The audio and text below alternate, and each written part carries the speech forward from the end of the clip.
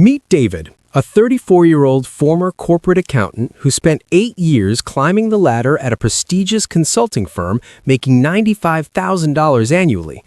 He watched colleagues launch sexy startups, tech apps, social media platforms, cryptocurrency ventures. Everyone chased the exciting businesses that made headlines. David took a different path. 3 years ago, he quit his job and bought a commercial cleaning company serving office buildings. Unglamorous, unsexy, boring. His friends thought he was crazy leaving a prestigious career to clean toilets and vacuum carpets. Today, David owns 4 commercial cleaning contracts, generating $487,000 in annual revenue with 68% profit margins. He works 20 hours per week, employs a team of 12, and nets $331,000 annually, more than triple his corporate salary. While his friends' sexy startups burned through venture capital and failed, David built boring, predictable, profitable wealth. My name is Ryan, a financial specialist.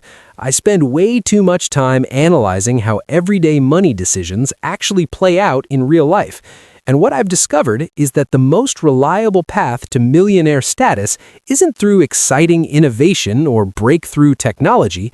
It's through boring businesses nobody wants to talk about at parties, but everyone needs every single day. Let's break down why David's boring decision was actually brilliant and why the businesses nobody finds exciting have the highest success rates. The data is clear. According to the Small Business Administration, 45% of new businesses fail within the first 5 years. But when you look at specific industries, the pattern is shocking.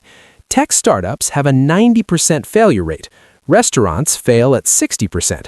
Retail stores close at 50%.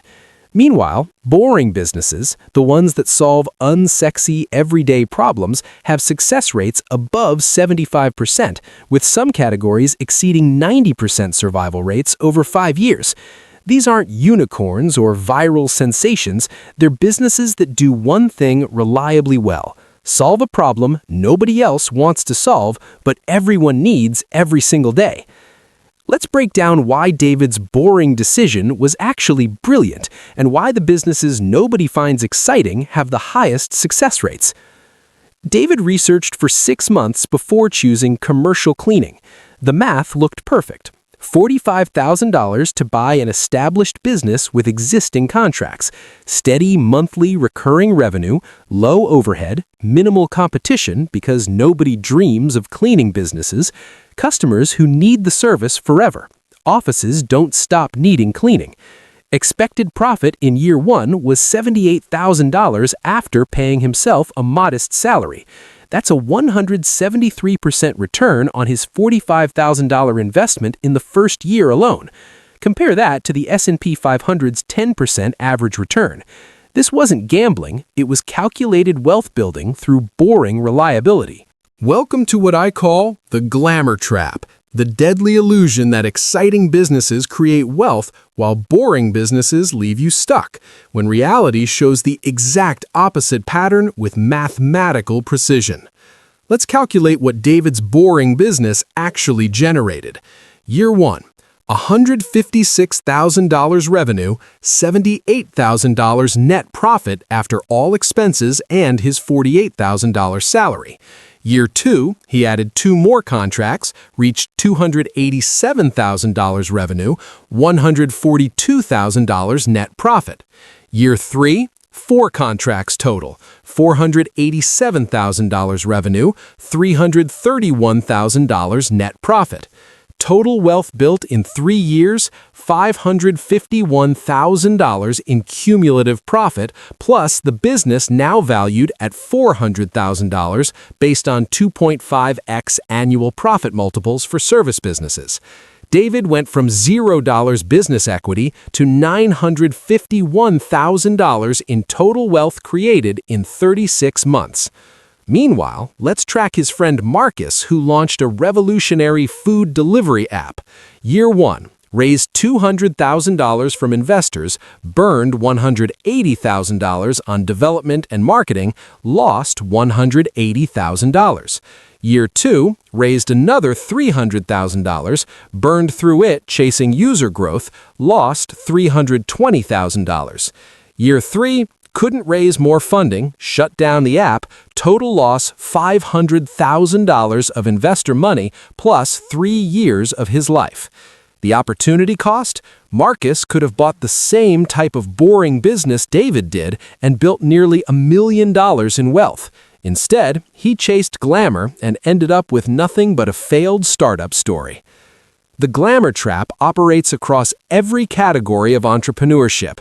People chase sexy industries, tech, social media, influencer brands, trendy restaurants, because they want to tell exciting stories. They avoid boring industries because cleaning toilets, hauling trash, or fixing HVAC systems doesn't impress at networking events. A 2024 Harvard Business School study analyzed 10,000 businesses over 20 years. Boring service businesses in essential categories had an average 10-year survival rate of 86%. Exciting, disruptive innovation businesses had a 12% survival rate.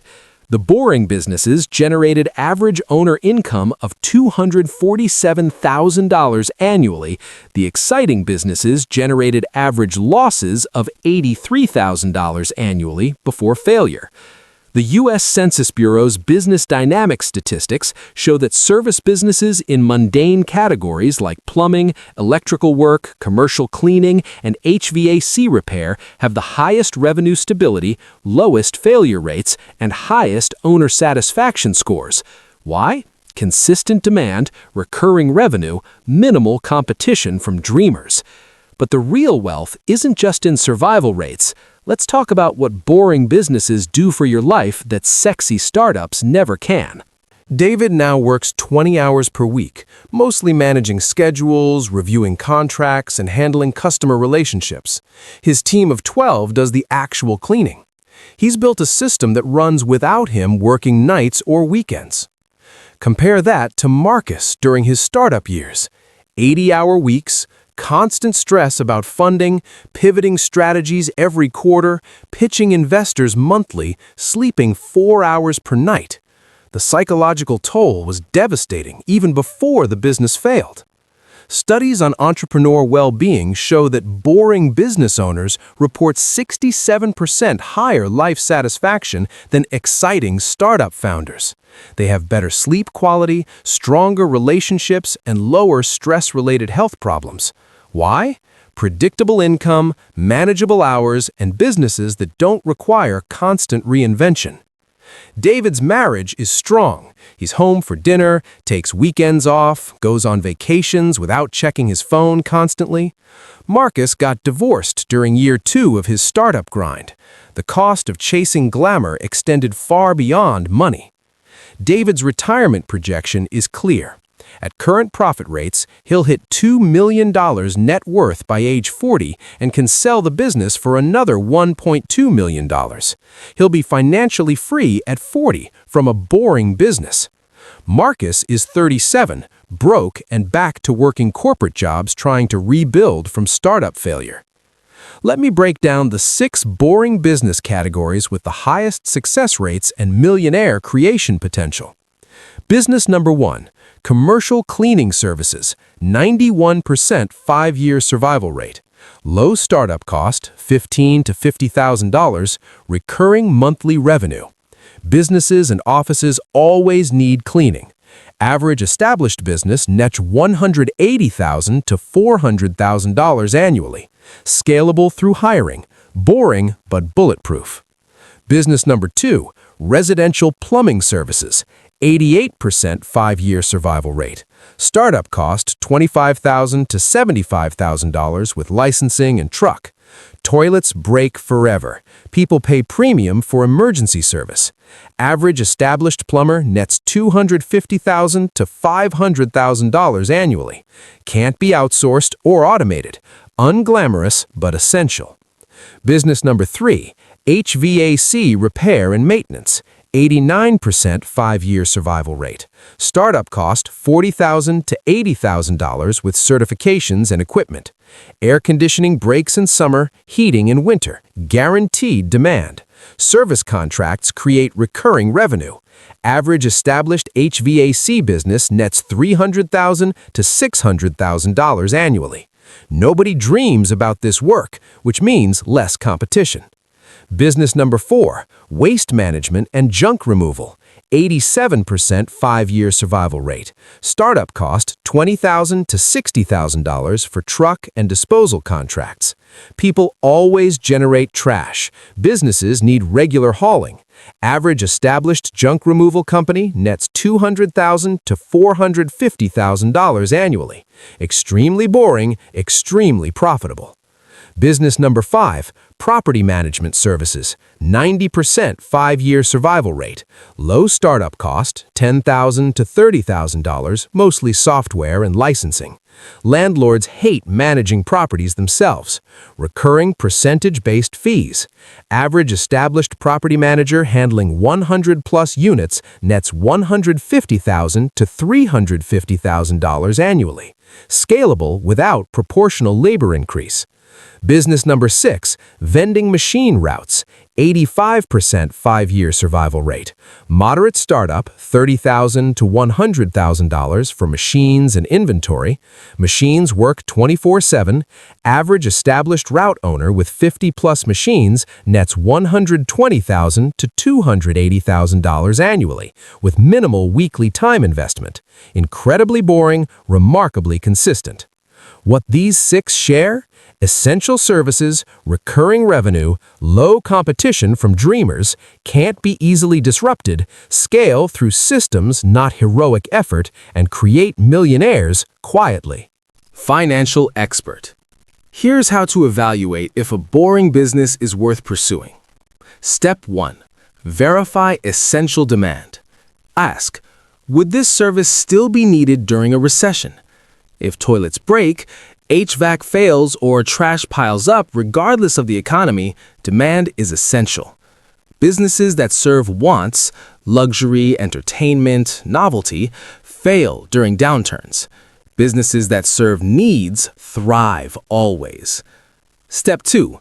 Check recurring revenue potential. The best boring businesses have customers who need the service monthly or more frequently. Commercial cleaning happens nightly. HVAC maintenance is quarterly. Property management is monthly. One-time services force you to constantly find new customers. Recurring services build compounding value. Step 3. Calculate competition level. Look at local market saturation. If there are 50 plumbers but 5,000 households, there's room. If everyone's starting that business, it's not boring enough. It's become glamorous and competitive. True boring businesses have entrepreneurs actively avoiding them, creating opportunity. Step 4. Assess system building potential. Can you hire people to do the work while you manage the business? If the business requires your personal presence for every transaction, you're buying a job, not a business. The best boring businesses can be systematized so employees deliver the service while you scale. If a boring business passes all 4 tests, the success probability exceeds 80% with proper execution. This is the difference between low probability glamour and high probability boring. Sexy startups are low-leverage ego plays, trading years of your life for a 10% chance at success and 90% chance of total failure. You're gambling on disruption, innovation, and market timing. Boring businesses are high-leverage wealth builders, trading initial effort for 85 to 90% chance of success and steady wealth accumulation. You're betting on consistent demand, essential services, and human nature's unchanging needs. Someone who spends 3 years building a tech startup has a 10% chance of success and 90% chance of losing everything. Someone who spends 3 years building a commercial cleaning business has an 81% chance of netting $200,000 plus annually and building a sellable asset worth $500,000 plus. The sexy entrepreneur might hit a jackpot, but probably won't. The boring entrepreneur builds wealth systematically through unsexy reliability. Financial expert. David sits in his home office on a Tuesday afternoon, reviewing the weekly cleaning schedule on his laptop. His team is out servicing 4 commercial contracts. He'll check in with 2 site supervisors later. Then he's done for the day by 3 p.m. His college friends who laughed at him for cleaning toilets are still grinding at corporate jobs, making $100,000 to $150,000, dreaming of the next sexy startup idea that will make them rich. David nets $331,000 annually, works 20 hours weekly, and owns an asset worth $400,000 that grows every year. He doesn't get invited to speak at entrepreneurship conferences. His business isn't featured in Forbes or TechCrunch. There's no viral story about his innovative disruption, and he couldn't care less. He's boring, he's wealthy, he's free. Here's what David finally understood. Wealth doesn't come from excitement. It comes from solving problems consistently. The problems nobody wants to solve are the most profitable because competition is low and demand is eternal. The shift isn't about finding your passion or changing the world. It's about recognizing that toilets need cleaning, HVAC systems need fixing, and trash needs hauling, regardless of economic conditions, technological innovation, or social media trends. Boring wins. Glamorous loses. The data is overwhelming. If this framework changed how you see entrepreneurship, hit that like button and subscribe because I'm exposing the unsexy truth about how ordinary people build extraordinary wealth. The question isn't whether you can handle boring work, it's whether you can afford to keep chasing glamorous failures.